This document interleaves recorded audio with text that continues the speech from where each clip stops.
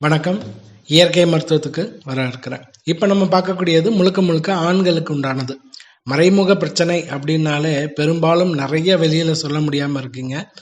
இது உங்களுக்காக தான். இது பல பேர் கேட்டிருக்கக்கூடிய கேள்வி என்ன அப்படின்னு பார்த்தீங்கன்னாக்கா, என்னுடைய உறுப்பு முன்னாடி நல்ல தளன்னு இருக்கும், நல்ல எண்ணெய் பசையோட நல்லா இருக்கும், இப்போ காஞ்சு கருவாடு ஆன மாதிரி இருக்கு, சரியாகவே இல்லை, அப்படியே ஒரு மாதிரியா துவண்டு போயிருக்கு, ரப்பர் மாதிரி ரஃப்பாக இருக்குது அப்படின்றவங்களுக்கு திரும்ப அவங்களுடைய பழைய தன்மையில் என்னுடைய பழம் நல்லா இருக்குது அப்படின்ற அளவுக்கு சொல்லக்கூடிய அளவுக்கு ஒரு அருமையான உணவு, திரும்ப முன்னாடி இருந்த மாதிரியே நல்லா எழுச்சியோட நல்லபடியாக சாஃப்டாக அந்த எண்ணெய் பசையோட, ஏன்னா வறண்டு போயிருச்சுனாலே வலி வர ஆரம்பிக்கும், அந்த எண்ணெய் பசையோடு இருக்கிறதுக்காக அருமையான உணவுகள்.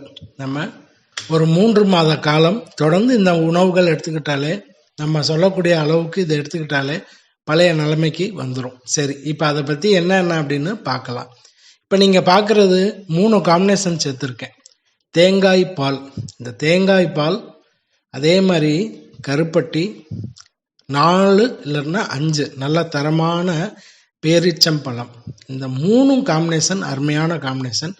இது எப்போ எடுத்துக்கலாம்னா, வாரத்தில் 3 நாள் இதை எடுத்துக்கலாம். தொடர்ந்து எடுத்துக்க முடியலை அப்படின்னாலும் வாரத்தில் 3 நாள், ஒரு நாள் விட்டு ஒரு நாள், இது 3 நாள் எடுத்துக்கலாம். தேங்காய் பாலை ஒரு 1/2 கப்பு நல்லா எடுத்து அரைச்சி பாலை பிழிஞ்சு எடுத்துருங்க. அந்த மிக்சியில் போட்டு அரைக்கும் போதே ஒரு தேவையான அளவுக்கு கிட்டத்தட்ட ஒரு 50 கிராம் அளவுக்கு கருப்பட்டியும் சேர்த்து மிக்சியில் போட்டு அரைச்சிருங்க. இந்த ரெண்டும் சேர்ந்து சாறை பிழிஞ்சு எடுத்துடலாம். பிழிஞ்சு எடுத்துட்டு அந்த பேரிச்சம்பழத்தோடு சாப்பிடணும். இது காலையில் வெறும் வயிற்றுல சாப்பிட்டு 1 மணி நேரத்துக்கு எதுவும் சாப்பிடக்கூடாது, தண்ணி குடிக்கலாம். வாரத்தில் ஒரு நாள் விட்டு ஒரு நாள், குறைஞ்சபட்சம் 3 நாளாவது எடுத்துக்கணும்.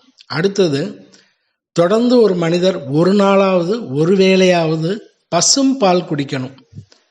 பசும்பால் எங்கள் ஏரியாவில் கிடைக்கும், தண்ணியாக இருக்கும், அதை வாங்கிட்டு வந்தால் ஒரு வேளை கூட எங்களால் குடிக்க முடியலன்றாங்க, பாக்கெட் பாலை வாங்கிட்டு வந்தால் தான் குடிக்க முடியுது அப்படின்றவங்க ஒரு வேளையாவது பசும்பால் சாயங்காலம் போல் எடுத்துக்கோங்க. பால் எடுத்துக்கணும், காஃபி எடுத்துக்கக்கூடாது. பசும்பால் எடுத்துக்கிறது நல்லது.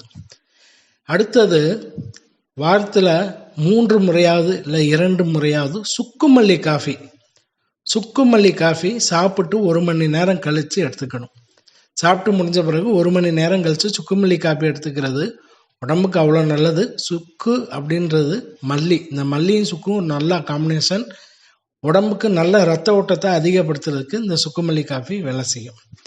அடுத்த உணவு என்ன அப்படின்னு பார்த்தீங்கன்னா, ஸ்பெஷல் முந்திரி. இந்த முந்திரி அப்படியும் சாப்பிட்லாம். அதோட இன்னும் கொஞ்சம் ஸ்பெஷல் சேர்க்கணும் அப்படின்னாக்கா தொடர்ந்து எடுத்துக்கலாம். இதெல்லாம் நீங்கள் சும்மா ஒரு 10 முந்திரி டெய்லியும் எப்போ வேணாலும் எடுத்துக்கலாம். நெய்யில் வறுத்து அதை எடுத்து வச்சு சாப்பிட்ணும். உப்பு மிளகு எதுவும் சேர்க்காம நெய்யில் போட்டு வறுத்து அதை ஒரு பெட் பாட்டில் வச்சுட்டு நீங்கள் டெய்லியும் ஒரு 10 பீஸ் எடுத்து சாப்பிட்லாம்.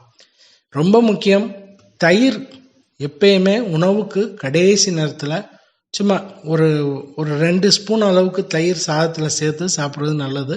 பசும் தயிராக இருந்தால் ரொம்ப நல்லது. பாக்கெட் தயிர் வாங்காதீங்க. பசும் தயிர் கிடைக்குது, எப்படி இருந்தாலும் ஒரு ஏரியாவில் ஏதாவது ஒரு இடத்துல பசுமாட்டு பால் தயிர் விற்பாங்க, அந்த இடத்துல போய் தயிர் வாங்கி சாப்பிடுங்க. டெய்லி உணவில் சேர்த்துக்கிட்டிங்கனாக்கா ஆண்மை பெருக்கக்கூடிய அதிகமாக இதில் இருக்குது. அதே மாதிரி வாரத்தில் 1 முறையோ 2 முறையோ, இல்லை வாரத்தில் ஒரு 2 நாள், ஒரு 4 நாள் அத்தி பழம், அதாவது ட்ரையாக வேண்டாம், இந்த மாதிரி பழமாக இருந்தால் 2 3 எடுத்துக்கும் போது ரத்த உற்பத்தி அதிகமாகி நிறைய விஷயங்கள் நம்ம வீடியோவில் நிறையா பார்த்துருப்பீங்க கிடைக்கும். இதெல்லாம் டெய்லி நம்ம செஞ்சிடறோம். வாரத்தில் 2 முறையோ 1 முறையோ டெய்லியோ எடுத்துடுறோம். ரொம்ப முக்கியமான விஷயம், மலச்சிக்கல் இருக்கிறவங்களுக்கு இந்த ஆண்மை குறைபாடு வரும், அது ரொம்ப முக்கியம். மலச்சிக்கல் சரி பண்ணுறதுக்கு இந்த திரிபலா பொடி வாங்கி சாப்பிட்டு முடிச்சுட்டு தூங்குறதுக்கு முன்னாடி ஒரு 1/2 ஸ்பூன் தண்ணியில் கலந்து குடிச்சிருங்க. காலையில் மோஷன் ஃப்ரீயாக போகும்.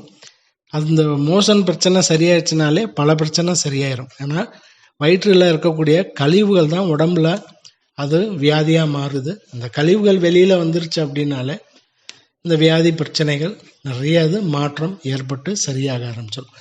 எனக்கு இந்த பிரச்சனை இல்லை அப்படின்றவங்க தேவையில்லை, ஆனாலும் வாரத்தில் 1 முறையாவது இல்லை வாரத்தில் 2 முறையாவது எடுத்துக்கிறது நல்லது. இப்போ நம்ம கொடுத்துருக்கக்கூடிய இந்த காம்பினேஷன் எல்லாமே ஆண்மையை நல்லா பெருக்கக்கூடிய ஒரு விஷயம். இதை முயற்சி பண்ணி பாருங்கள், நல்ல மாற்றம் கிடைக்கும். வணக்கம்.